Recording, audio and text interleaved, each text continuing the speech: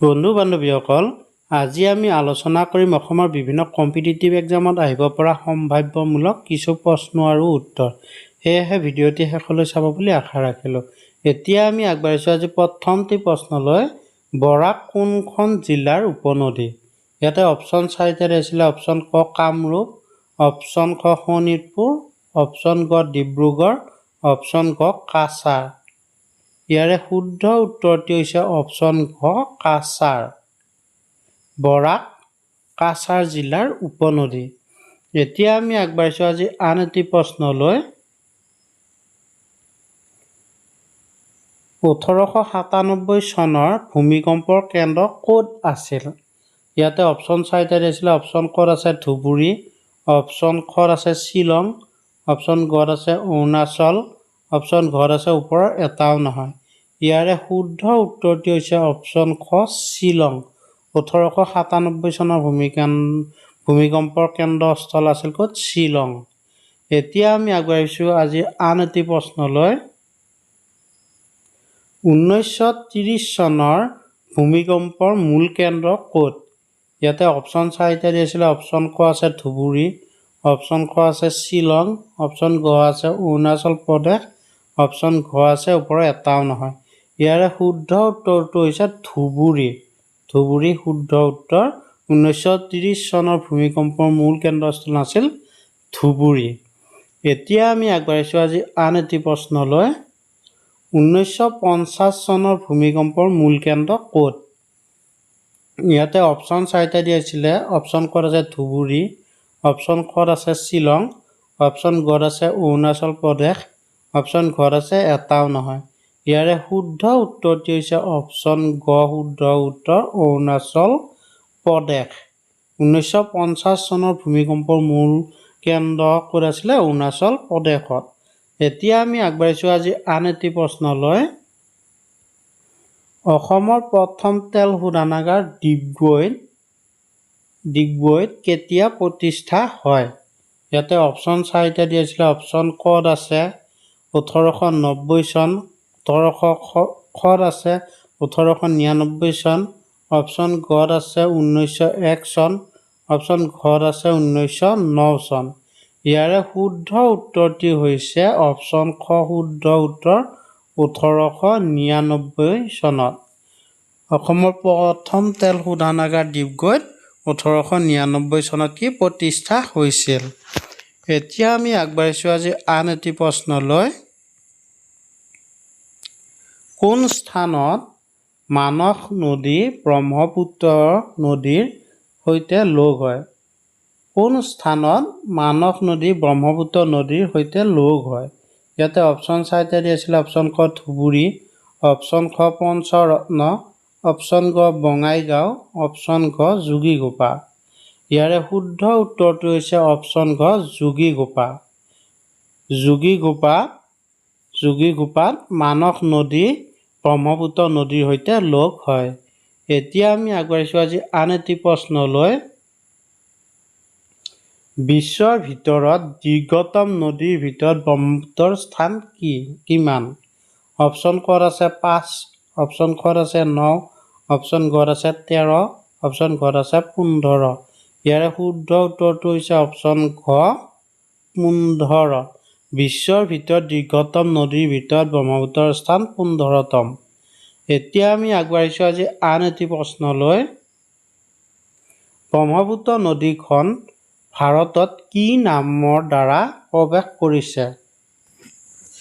ইয়াতে অপশ্যন 4টা দিয়া আছিলে। অপশ্যন কত আছে দিহাং, অপশ্যন খত আছে চিহাং, অপশ্যন গত আছে লাইডং, অপশ্যন ঘত আছে মোৱাচো। ইয়াৰে শুদ্ধ উত্তৰটি হৈছে চিহাং। ব্ৰহ্মপুত্ৰ নদীখন ভাৰতত চিহাং নামৰ দ্বাৰা প্ৰৱেশ কৰিছে। এতিয়া আমি আগবাঢ়িছোঁ আজি আন এটি প্ৰশ্নলৈ। কিমান চনত অসমৰ ৰাজধানী শ্বিলঙৰ পৰা দিছপুৰলৈ স্থানান্তৰ কৰিছিল? ইয়াতে অপশ্যন 4টা দিছে। অপশ্যন ক 1950, অপশ্যন খত আছে 1955, অপশ্যন গত আছে 1971, অপশ্যন ঘত আছে 1973। ইয়াৰে শুদ্ধ উত্তৰটো হৈছে অপশ্যন ঘ শুদ্ধ উত্তৰ 1973 চনত। এতিয়া আমি আগবাঢ়িছোঁ আজি আন এটি প্ৰশ্নলৈ। 2019 চনৰ বাঘৰ লোকপিয়ল অনুসৰি অসমত বাঘৰ সংখ্যা কিমান? ইয়াতে অপশ্যন চাৰিটা আছিলে। অপশ্যন ক'ত আছে 190, অপশ্যন ক'ত আছে 193, অপশ্যন গ'ত আছে 217, অপশ্যন ঘ'ত আছে 247। ইয়াৰে শুদ্ধ উত্তৰটি হৈছে অপশ্যন ক শুদ্ধ উত্তৰ। 2019 চনৰ বাঘৰ লোকপিয়ল অনুসৰি অসমত বাঘৰ সংখ্যা কিমান আছিল? 190টা। ইয়াৰে এতিয়া আমি আগবাঢ়িব ওলাইছোঁ আন এটি প্ৰশ্নলৈ। নামবৰ বন্যপ্ৰাণী অভয়াৰণ্য কোনখন জিলাত অৱস্থিত? অপশ্যন ক'ত আছে শিৱসাগৰ, অপশ্যন ক'ত আছে গোলাঘাট, অপশ্যন ঘ'ত আছে তিনিচুকীয়া, অপশ্যন ঘ'ত আছে কাৰ্বি আংলং। ইয়াৰে শুদ্ধ উত্তৰটো হৈছে গোলাঘাট। নামবৰ বন্যপ্ৰাণী অভয়াৰণ্যখন গোলাঘাট জিলাত অৱস্থিত। ইয়াৰে শুদ্ধ উত্তৰ অপশ্যন খ গোলাঘাট। এতিয়া আমি আগবাঢ়িছোঁ আজি আন এটি প্ৰশ্নলৈ। অসমৰ ৰাজ্যিক চিৰিয়াখানা কেতিয়া স্থাপন কৰা হৈছিল? ইয়াতে অপশ্যন চাৰিটা আছে। অপশ্যন ক'ত আছে 1947, অপশ্যন ক'ত আছে 1950, অপশ্যন গ'ত আছে 1957, অপশ্যন ঘ'ত আছে 1962। ইয়াৰে শুদ্ধ উত্তৰ হৈছে অপশ্যন গ শুদ্ধ উত্তৰ 1957 চনত 1957 চনত অসম ৰাজ্যিক চিৰিয়াখানাখন স্থাপন কৰা হৈছিল।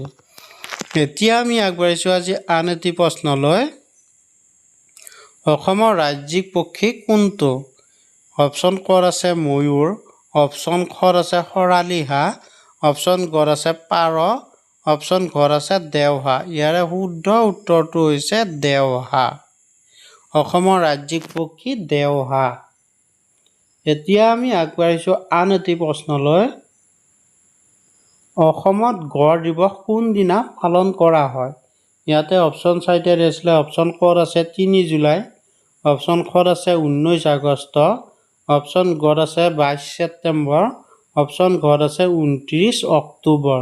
ইয়াৰে শুদ্ধ উত্তৰটো হৈছে অপশ্যন গ শুদ্ধ উত্তৰ 22 ছেপ্টেম্বৰ তাৰিখে গড় দিৱস পালন কৰা হয়।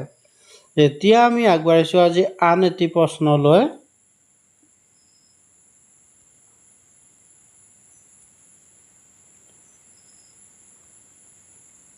কোনখন অভয়াৰণ্য ওদালগুৰি জিলাত অৱস্থিত?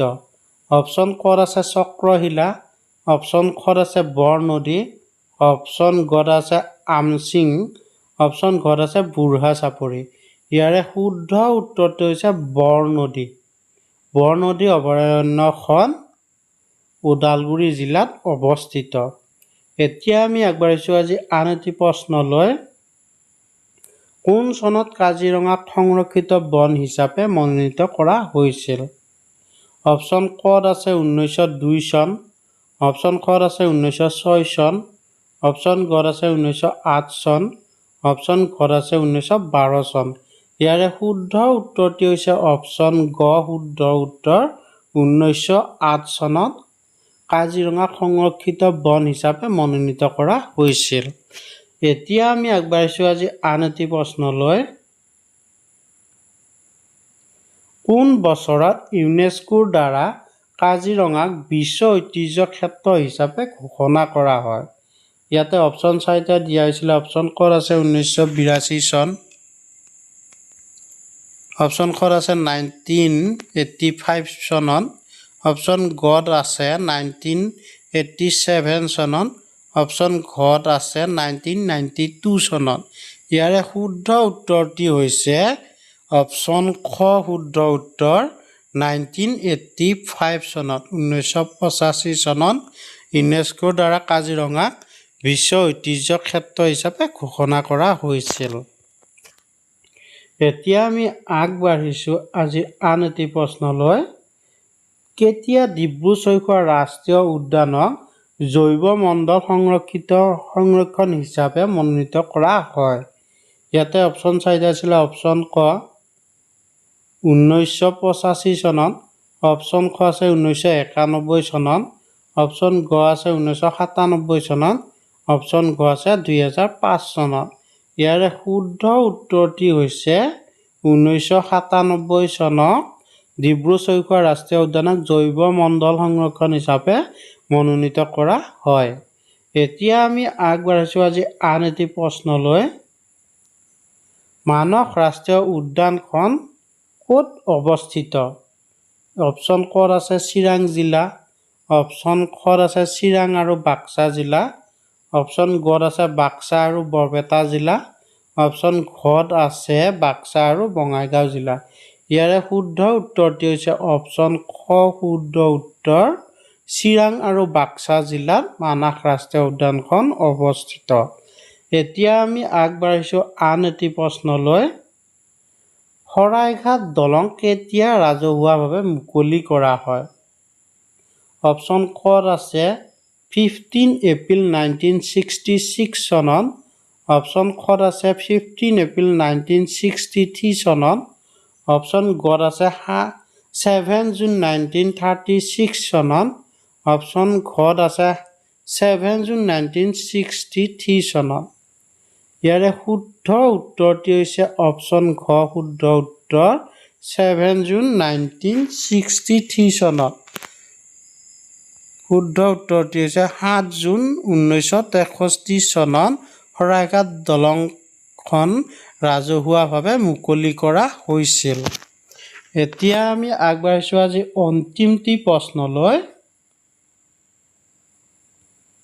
লোহিত নদী কোনখন নদীৰ উপনদী?